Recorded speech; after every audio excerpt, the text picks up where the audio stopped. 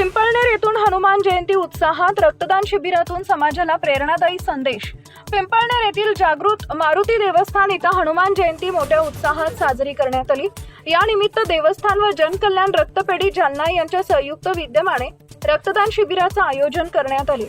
मारुती नवसाला पावणारा म्हणून या देवस्थानाची ख्याती असून जालना व बुलढाणा जिल्ह्यातील हजारो भाविक इथं दर्शनासाठी येतात। हनुमान जयंतीचे औचित्य साधून आयोजित रक्तदान शिबिरात दुपारी 12 वाजेपर्यंत 21 रक्तदात्यांनी रक्तदान करून समाजासमोर आदर्श निर्माण केला।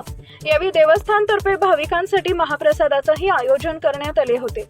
हजारो भक्तांनी मारुतीचे दर्शन घेत प्रसादाचा लाभ घेतला।